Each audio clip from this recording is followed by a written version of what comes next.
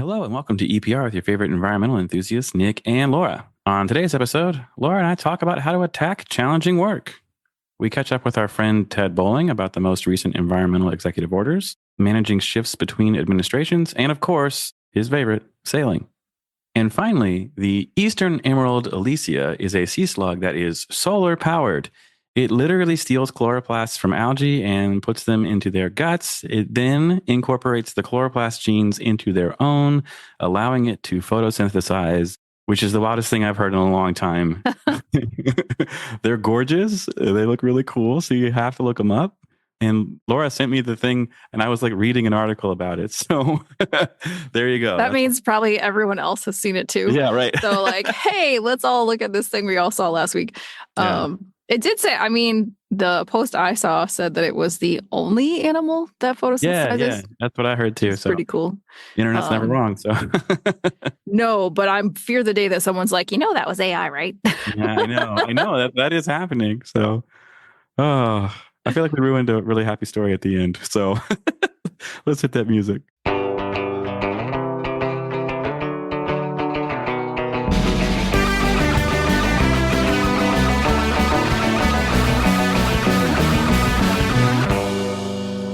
Today's episode is sponsored by Perkins Coie, a leading international law firm that is known for providing high-value strategic solutions and extraordinary client service on matters vital to all their clients' success. With more than 1,200 lawyers in offices across the United States and Asia, Perkins Coie provides a full array of legal advice, including on environment, energy, and natural resources. Last year, Chambers USA named Perkins Coie the Environmental Law Firm of the Year. Check them out at perkinscoie, that's COIE.com. And it's coming up quick. The FAEP annual conference is being held at the Hilton St. Petersburg Bayfront Hotel from March 12th to 14th in St. Petersburg, Florida. NAEP will host an advanced NEPA workshop on March 12th that will focus on changes in the upcoming administration. The very cool EPR podcast will also host an event on the 14th earlier in the morning. So be there or be square. And to learn more at www.faep-fl.org. Now let's get to our segment. But Ted talked about, needing to sharpen your pencils and be attentive to detail and working really hard under adverse conditions. And I thought that's something that you and I both understand and kind of relate to. And so I thought, why don't we talk about challenging work and managing it and when you have a lot of scrutiny coming on top of what you're doing and, finding ways to make sure you don't lose it during that process. Yeah, right. When you start doing challenging work or challenging yourself, really, then you put yourself in positions when you have challenging work. Yeah. You really live in this uncomfortable space. It's called getting outside of your comfort zone. And right. It's because it's everything you're doing is learning something new. It's always a new problem to solve. So it's this base level of stress that never goes away. Yeah, and it can kind of create this idea that, it's almost like everything I'm doing, am I doing anything right? Am I doing things correctly?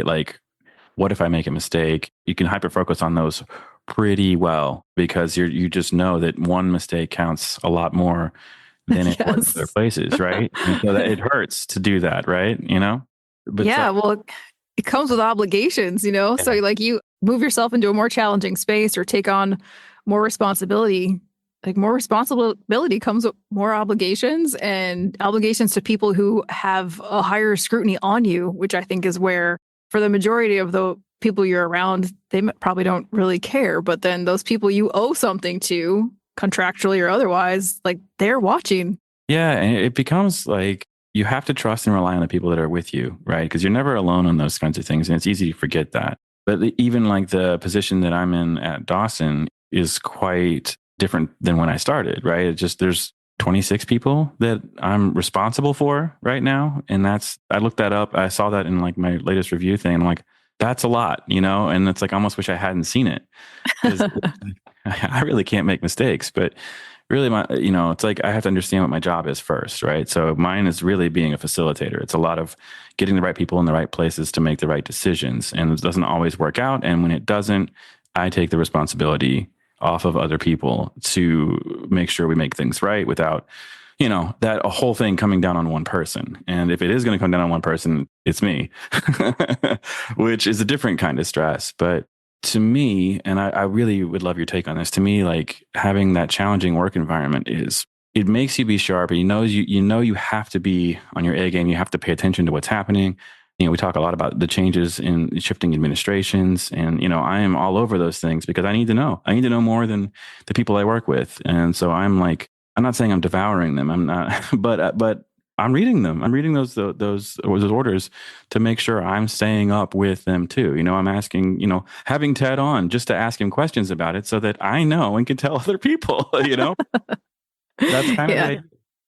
Yeah, absolutely. And I think the whole notion of iron sharpens iron is like you do surround yourself with other people who challenge you back, or you're in entrepreneur space that I'm in, you're with other entrepreneurs who are also learning and growing and problem solving. And like I mentioned also earlier, like I learned how, like the perfect example is like I learned how to ride a horse on a horse that bucked and kicked all the time. Right. And so like any tame horse I'm good with. Yeah, exactly. Fine, right. So if you start a company from scratch and you bootstrap, like if someone gave you money, you'd be floating, like the harder a challenge is, you're going to come out of that with so much more skills and resilience. And so, that's one of the silver linings when you're like, oh my God, so we're going to make it through 4 years of this administration and come out on the other side. Like we got some skills and we have some resilience and we have, we're going to lose some things, but we'll have skills to get them back.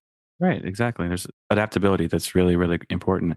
And it's kind of like me doing stand-up comedy to get better at public speaking. It's kind of why this is the hardest public speaking there is. And some of that's a mentality that people have, but you can attack it in different ways. And I think for me, the other part that's really important that maybe we don't talk a lot about is rest. Like you cannot be on all the time.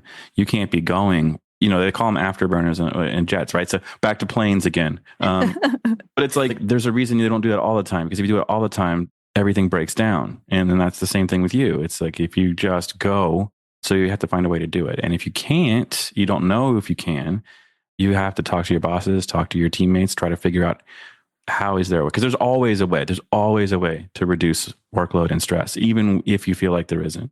And if your, community or doesn't help you do that, that's not the place you want to be.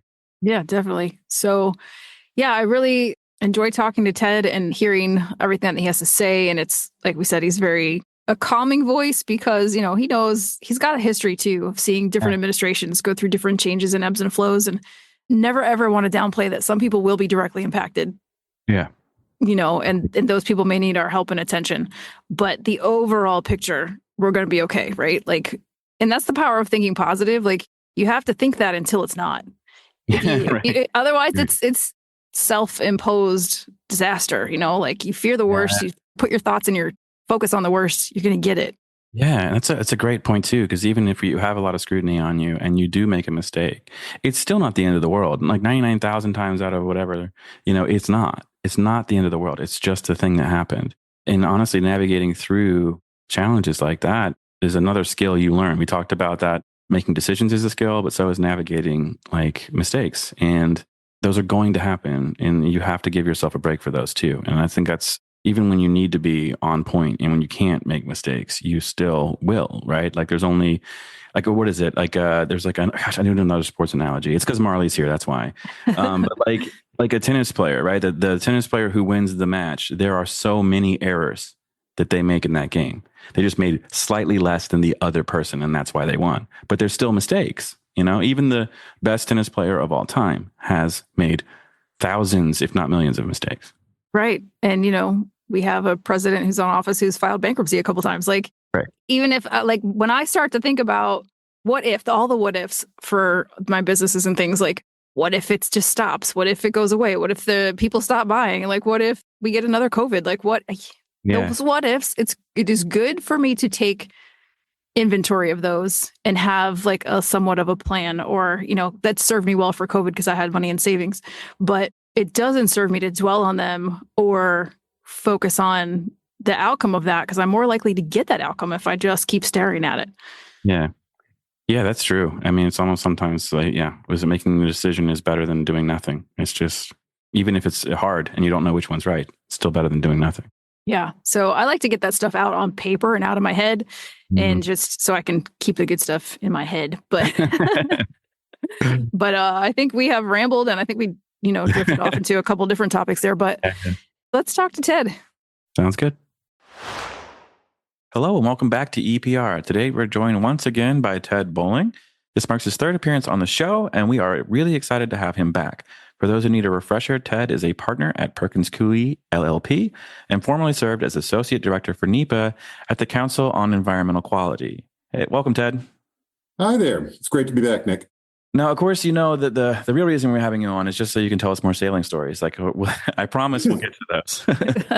But for those of you that heard the intro, I mentioned the Council on Environmental Quality, and there's a lot of things going on right now in regards to CEQ. So we're going to start with Section 5 of the Unleashing American Energy Order. What is it, and why is it important? All right. Well, the Unleashing American Energy Executive Order actually, pairs up with President Trump's declaration of a national energy emergency.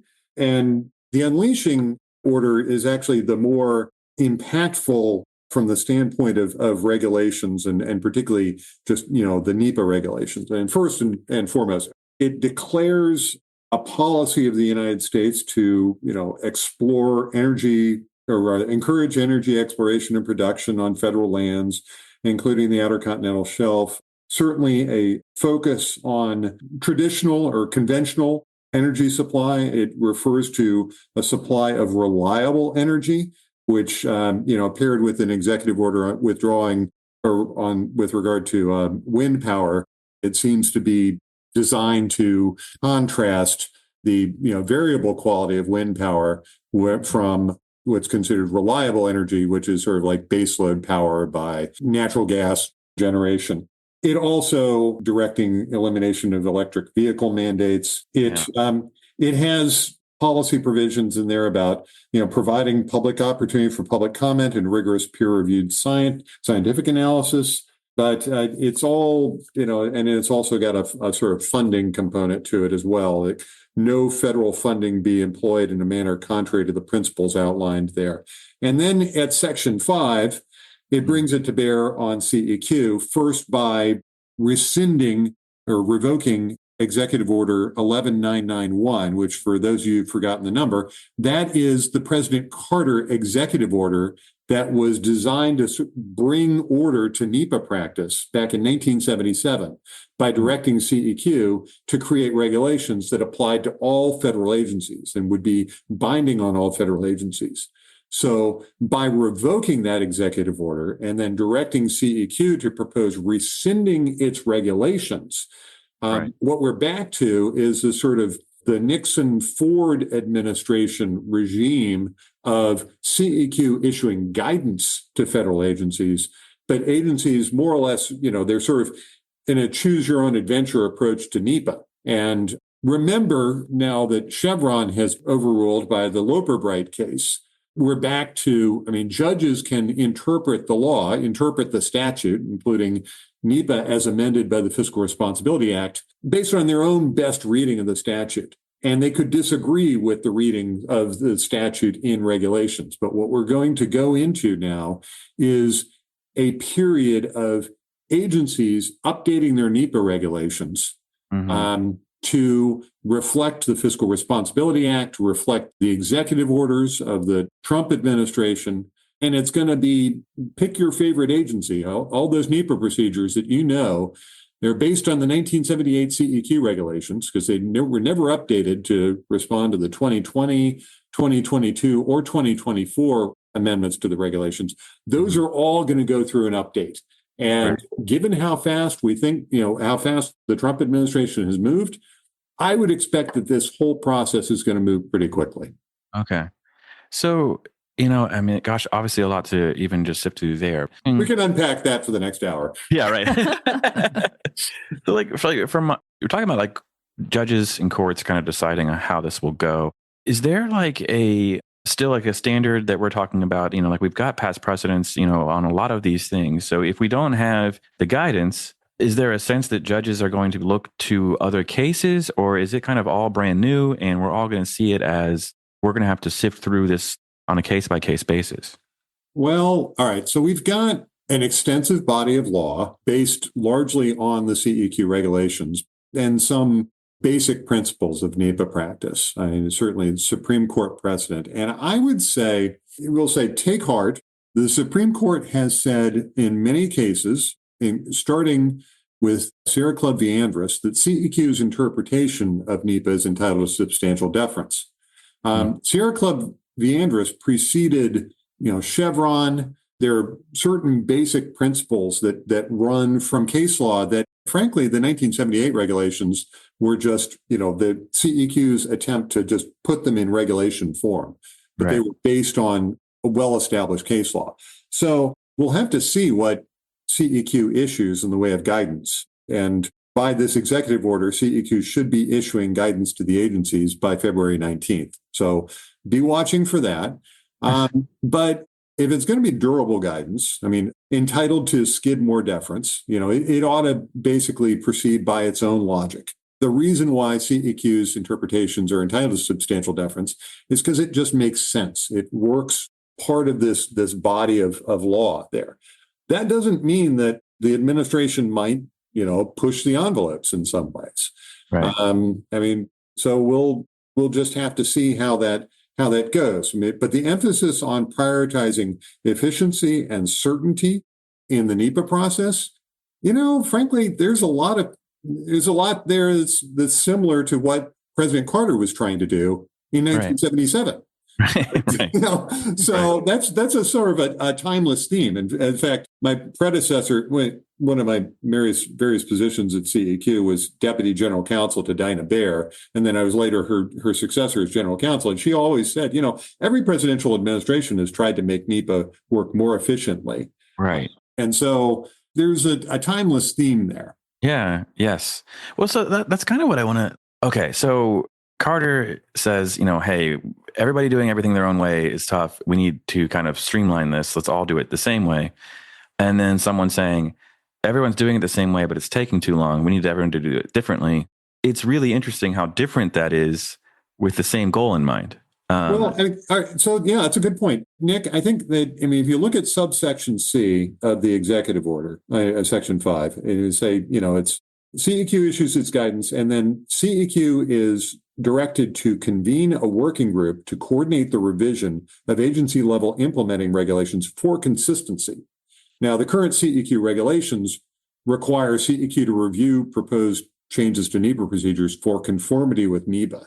Here, it's not just, statutory interpretation, but it's also for consistency amongst the agencies. So that there's a consistent approach. And of course, NEPA is an interagency exercise. It's everyone with jurisdiction or special expertise. And so, necessarily there needs to be some degree of conformity, if consistency amongst the various agencies. And that's going to be CEQ's role, is to sort of make sure that all these pots that are boiling, they're served up in a way that it's a coherent dish. The dynamic tension in this kind of exercise is to marry up the NEPA process with agency decision-making processes that are based on various statutes, but to make sure that at least the environmental review process has a sort of transferability, coherence, if you will, so that we're not talking to each other or past each other with using very different language, that sort of thing. Right. So you mentioned that CEQ is still going to be involved, but I have a more dialed back question is, where is the website for CEQ?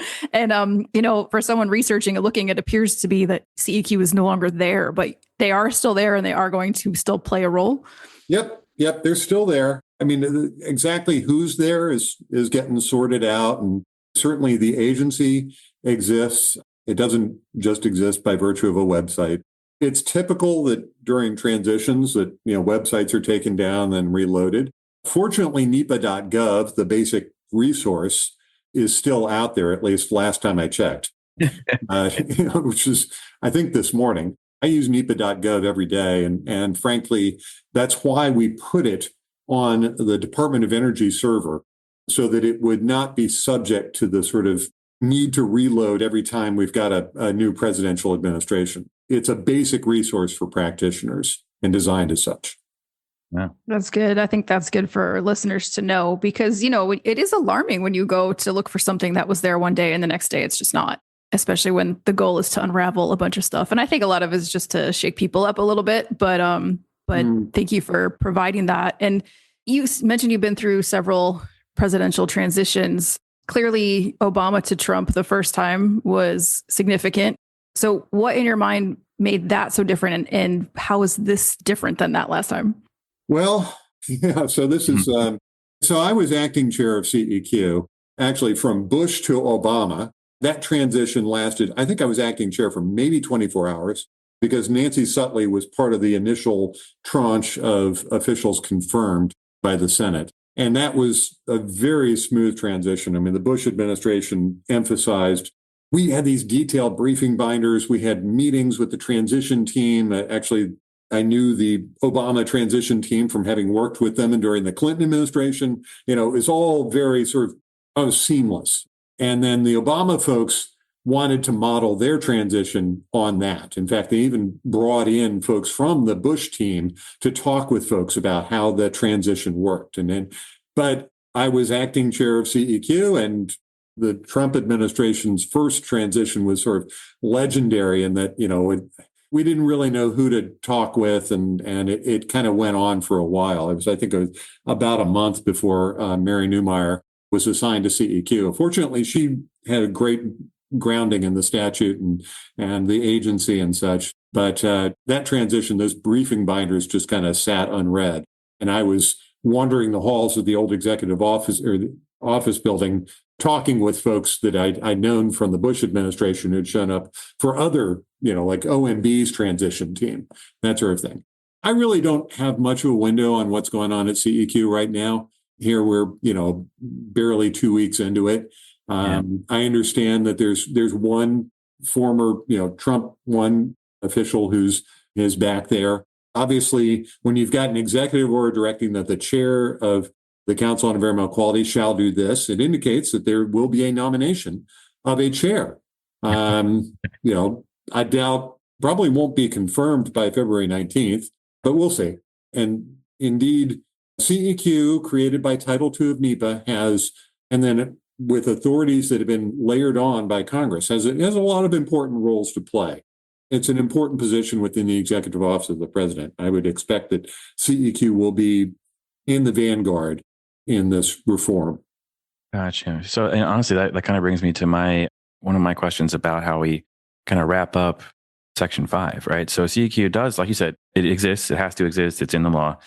How it does its job, what it's supposed to do. We had it with the court case where they were told they can't offer guidance while also being told to give guidance with these executive orders.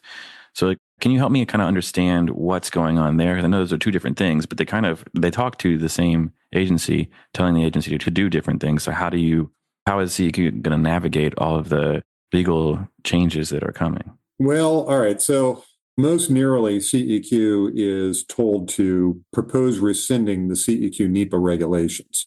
That's probably going to take the form of a notice of proposed rulemaking, which would take comment on whether CEQ should rescind its NEPA regulations. And I would expect that would also explain the legal basis for why CEQ is proposing to do that. The guidance, I'm wondering, I would expect that this guidance is going to look like sort of like, model regulations. But, CEQ's guidance could take many different forms. And it could just be sort of a general narrative of here are the policy principles that you should take in account as you're updating your NEPA procedures. I suggested in a post last week that, I thought that they more or less sort of redo the 2020 NEPA regulations in terms of model agency regulation form. Mm-hmm. That may or may not be. I mean, that's if I'm just speaking as a lawyer, and for purposes of clarity and such, that's the way I'd approach it. Just to answer your broader question, Nick, I mean, it's sort of take a step back and look at what is an executive order. I mean, an executive, they refer to executive orders as interstitial law. It's, in other words, it's sort of law, for agencies. It operates just within the federal government, and it tells agencies how to use their authorities. It's part of the president's power to take care to see that the laws are faithfully executed. So there's sort of a constitutional basis for it. To the extent that the president and an executive order goes beyond that, that's where executive orders get into trouble. Here, the president can tell CEQ to propose rescinding the CEQ NEPA regulations. That does not, in and of itself, explain why or what the effect of that is. We'll have to look to that Federal Register notice, and they might do it as sort of like an interim final, and sort of like effective today, they are rescinded, but taking comment on whether this should happen. There are different ways that could happen, but the legal rationale for that is going to be important to look at. Right. Honestly, you just made me think of this too. CEQ can't say no to the executive order. Like, we're not going to do that. They can't do that, can they? Or that's no. As a practical matter, I just don't see that as likely. Right. Okay. So I just wanted to make sure, because I was just like, I don't know how that happens. So this is pretty big shifts. Kind of. Oh, this is tectonic. I mean, This is a major. We'll have to see how much of a tectonic shift this is. Mm-hmm. It feels like a major earthquake right now. Right. But come February 19th or thereabouts, hopefully we'll have a better handle on what does this actually mean. Right. So, and I promise we have so many other things to talk about. So I promise we'll get there. This is a big shift from this administration. If the next administration has different priorities, are we just in an era of mega shifts? I know it's hard to answer that really, but even considering Trump, Biden, Trump, I feel like we were just kind of ping-ponging back and forth between what we're going to be required to do. Is that you could also argue, maybe after this shift, people will say, let's not have further shifts. The CEQ regulations for example, were in place for 40 years with only one amendment. And that was just sort of a minor or relatively minor change for worst case scenario. We'll see. I'm by nature an institutionalist. I hope that we can get back to a place where this is just a solid and foundational approach there, that, these goals of a more efficient environmental review process and more effective decision-making, aid to decision-making, is actually realized. But that, sometimes that seems kind of Pollyannish. And so, Yeah, no, I totally understand. But, like I said, there have been a lot of executive orders that have come out, and, we've got NEPA, we've got endangered species, climate change, environmental justice. There's so many places to start. I kind of want to say a little bit about environmental justice first, but that seems to be, is that something we're just not writing into NEPA anymore? Is that an area where there's not as much, I don't know if there's precedent for it to stay? How do we approach even analyzing environmental justice at all? Environmental justice and communities that were underrepresented in environmental review and decision-making processes and fence line communities, those are issues that have existed for a long time. That's in many ways, it's a core concern for environmental review processes, is the effects on disadvantaged communities. And that it really sort of transcends any particular executive order. The executive orders going back to through to the Clinton administration, were designed to basically provide recognition for something that had been, or an aspect of environmental review that had been sort of debated, imperfectly addressed, that it was trying to bring some coherence and order to it all. And certainly, the Biden administration with the CGIST tools and tried to bring a great deal of sophistication to it. But ultimately, those issues remain. And so you could say, those executive orders have gone away. They were never directly enforceable. The policy direction is fairly clear as it stands right now. But as a matter of effects analysis, whether a proposal for agency action is going to have a disproportionate effect on a disadvantaged community, that's an issue that is going to need to be evaluated in one way, shape, or form or another. I would also say, with regard to climate change, you say a major infrastructure project it's reasonably foreseeable that it will have effects that will be magnified or changed by climate change, and that the project design itself will be affected by climate change. Those are just things that, just as a matter of of just good planning need to be addressed. And so, you can have an executive order that says, you're going to wipe away every other executive order, but you still, as a basic requirement of environmental review, need to figure out how to evaluate it. Now, there's also the issue of just how do you describe it in a way that will be palatable to the agency. I recall back at one point, we'd talk about energy efficiency instead of greenhouse gas emissions. They were basically two sides of the same coin, but that's another realm of challenges there, is how do you describe it? Right. So I can see this being a challenge, and I could see this being different in different locations as well. Some may see this as great, we don't have to do this anymore. And others may say, okay, how can we keep doing it and put the language in there so that it goes through? So where can people find this information, or how do you first see them doing this when also the information has been removed from the websites?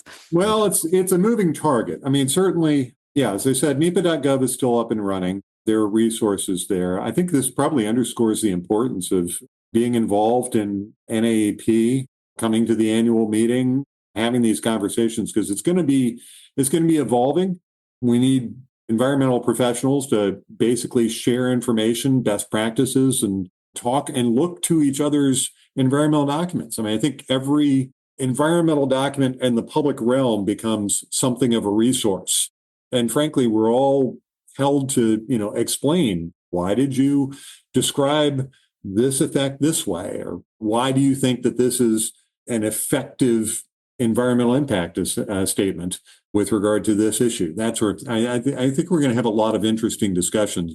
You could call it coping strategies, or how do we manage environmental review processes that need to move forward. I mean, it can't just lock up and say, okay, I'm going to sit on my hands and wait for higher direction. I mean, they're agencies, and the public expect that agencies will continue to make decisions and move forward. In fact, we haven't even talked about subsection D of section 5, which is about using all of your tools to eliminate delays within the permitting processes and expedite permits and make sure that agencies are working with project sponsors all the way down through construction and development of permitted projects.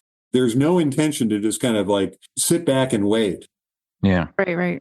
So they're also doing other fun things like withdrawing from the Paris Climate Agreement again, and then also revoking mandates for electric vehicles or promotion, wind energy rollbacks, other things, but at the same time issuing an energy crisis. So what do you, I don't want to say that it's obvious what's going on, but from your standpoint as a lawyer and things, what can we expect from all of that? Well, I mean, if you look at the declaring national energy emergency, it's the term energy is defined to mean crude oil, natural gas, least condensates, natural gas liquids, petroleum products, uranium, coal, biofuels, geothermal. I mean, it's, kinetic movement of flowing water, which hydropower, in other words, and critical minerals. And so critical minerals projects are considered energy projects because of that.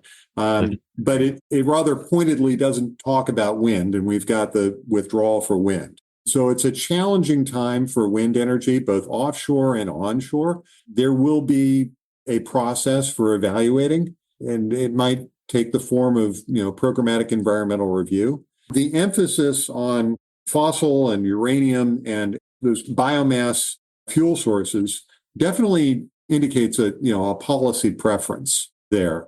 But on the other hand, as you note, I mean, it's a national energy emergency. If there is actually a national energy emergency, why would we take anything off the table? Secretary Burgum, who, as of this taping was just last night confirmed as Secretary of the Interior, has talked about support for all the above. And aspects of the energy infrastructure, like, transmission, which are, you have transmission lines that are designed to access sources of energy, maybe even wind power, that they tend to be, you don't have green electrons versus brown electrons. They're all electrons. Electrons, yeah. Well, I mean, and that's kind of there's also been some talk about solar rolling back as well, or not being mentioned. So it's interesting to hear that too, because I know the military, for example, is working towards energy independence, and one of the big ways they were doing that was solar energy. It's just being off grid so that if there is a hit to the system, they don't lose power. Yeah. So is that kind of thing still on the table, or is it to be determined? I would expect that would continue forward. I mean, it's, particularly like you can talk about like bases like Fort Irwin and, I mean, it's just by design, they're somewhat isolated. They really don't want to be dependent on the grid. They need to have that sort of durability, sustainability. In fact, the military has been responsible for a lot of advances, and they are very much in the forefront on small modular nuclear reactors and the development there. Yeah. And so, I mean, I would expect that in the interest of national security, the military would be unhindered by this. But we'll see what, the new leadership of DoD does. Right. Well, one of the reasons we wanted to have you on today was to talk about all this stuff. But, Nic, through work, is fielding employees' questions and fears and nervousness and anxiety. I don't know if you know, but millennials suffer from a crazy amount of anxiety. And that's where a lot of our young employees are. And I, as a career coach, I've had the best month I've ever had because people are terrified and don't know what to do and if they should even bother trying to find a job in the green space at this time. So I think it's important. And one of the things we wanted to have you on is to talk about how can people stay engaged and involved without it freaking them out? Like knowing that they could go to the NEPA site and rather than the CEQ site to know where they can still get their information is great. But how can they contribute? Like if you want to oppose something, you don't like these executive orders, is there a place or for people to give public input, or do we just have to take it? As a general matter, I sort of take a long view of these things, and I'm not a millennial, so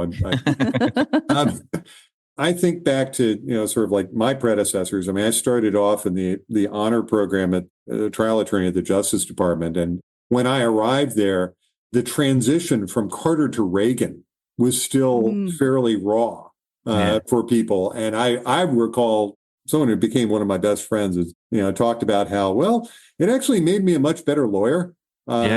Instead of just kind of operating with my assumptions of things. In the Reagan administration, he found that he was challenged to really think carefully about why is that, what's the legal basis for this, and that it was a sort of growth experience there. And so take heart, this might actually be useful. And I would also encourage people to stay engaged. I mean, sort of disengagement is not a viable strategy. Frankly, it's more important. It's too important. We're talking about not just, or rather, we're talking about both our environment and our democratic system of governance, and frankly, public engagement and public understanding of what's significant and what's not, and what's a real effect versus or an effect worthy of consideration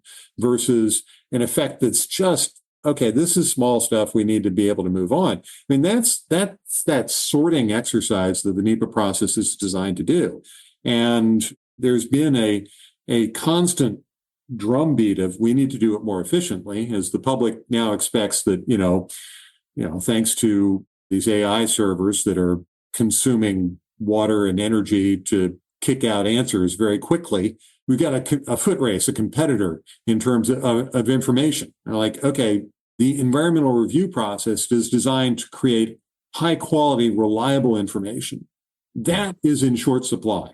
That's a valuable commodity. And that's where we need people engaged. And the fact that we need to do it faster and more effectively, we need to find the tools to do that. Yeah. Right. That's good to know. And then any other advice for career seekers, especially ones who may have thought they were just graduated and I was going for that government job. I wanted to work for the EPA. Where should they turn their attentions? Well, I mean, here we are, in a week when there's been blast emails suggesting that people need to say by next week whether you're going to resign or not. And that's got to be kind of disheartening. I mean, I understand. I mean, it's like my father was a senior executive service federal employee during the Reagan administration when he was saying government is the problem, and that can be disheartening. On the other hand, there are read books like The Fifth Risk. I mean, it underscores the fundamental importance of so much of what is done in government. Part of being a part of public service is being subject to a frequent analysis of, okay, so what are you doing and why are you doing it? And, justify your existence. That does not in and of itself undermine the importance of public service. And I don't mean to just, emphasize federal service. I mean, it's many opportunities for public service out there. And, this is an important arena.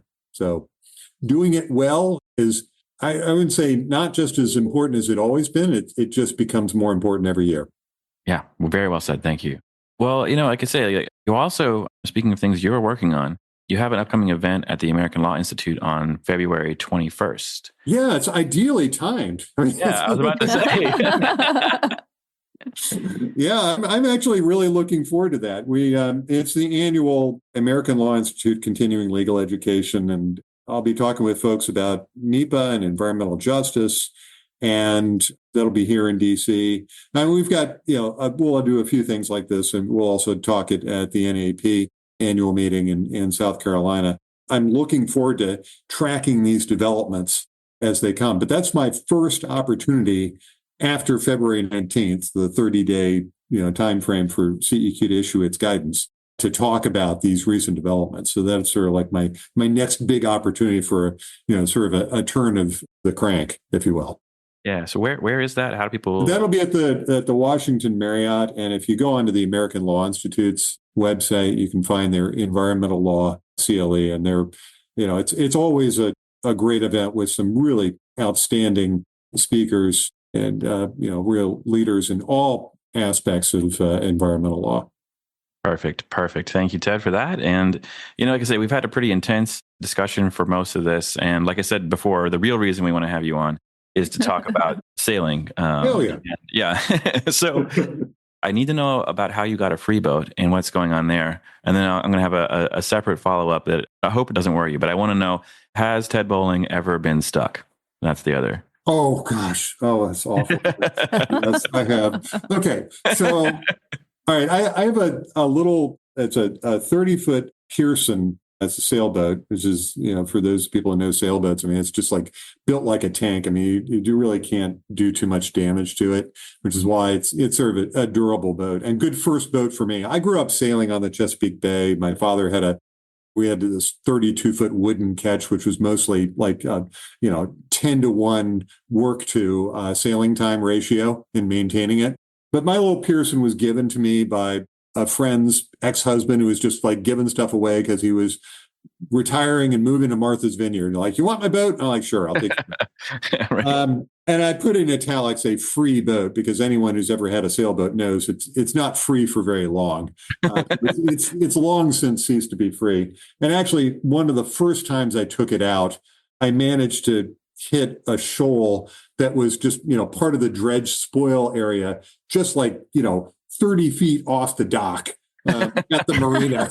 Oh, man. And it was Labor Day weekend. And I'm like, called the marina, like, well, sorry, we don't have anyone here who can help you off, because it's Labor Day. I'm like, what? Wait a second. And bless his heart, somebody just like, saw me out there and like, came out in his boat and just pulled me off. And we were able to sail away. It was just out of the goodness of his heart. I still want to buy that guy a beer. I had sense. But that was her. And it's a good thing I sail in Chesapeake Bay because there are like, 3 rocks in the entire Chesapeake Bay. Right, I was going to say. They're actually at the mouth of the Patapsco River outside of the port of Baltimore. And I avoid that. So it's, it's a fairly forgiving environment. It's a good place for me to sort of relearn sailing, which I've been doing for the past few years. And so I'm up for sailing anytime the weather conditions and work conditions allow. Right, of course.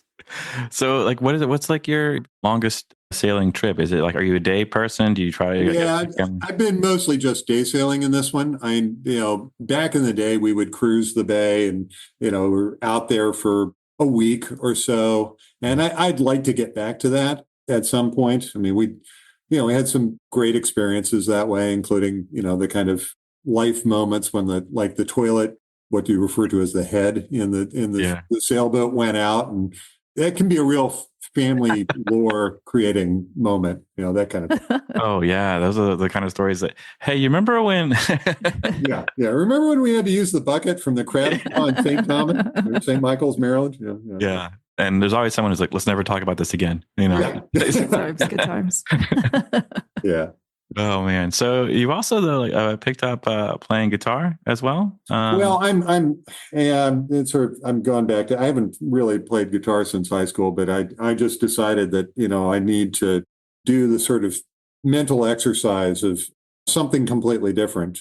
So that's where I'm working on a few songs. I've got a guitar teacher, and who knows, maybe on my fourth appearance here, I'll have a song for you. Yeah, there we go. That would be amazing. And I don't know. I always find it to be very cathartic, right? And it's one of those things that like people, even when you're stressed, you got to find ways to like let go of that anxiety. For me, playing guitar, I'm a campfire guitarist, so that's, I got my chords down and I can sing. I have no aspiration beyond campfire guitar, but I sing. I really like to sing. I'm in the choir at my church, and that's just and so now I need to actually like work with a guitar, have my hands actually keep up with my singing. That kind of thing. I'm a bass, and I'm just bass it's important. It's a rare commodity, honestly. Yeah, I like hitting low notes. Yeah, little Johnny Cash for you then. There we go. Yeah, there's a dark and a troubled side of life. Right, and sunny side too. Okay, yeah, that'll be our theme song as we go out. There we go. Absolutely. And keep it on the sunny side. But we are running out of time.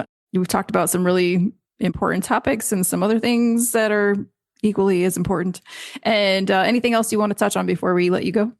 Well, no, since you've given me the bully pulpit, I would just say, for those listening, please, take heart, hang in there, think of the long run here, both your career as well as also, the good of our communities and the planet, and keep up the good work. Awesome. Love it. And where can people get in touch with you if they'd like to ask you some questions? PerkinsCoie.com. You just plug me in any Google search. I tend to pop up I turn up like a bad penny. Awesome. Thank you. Yeah.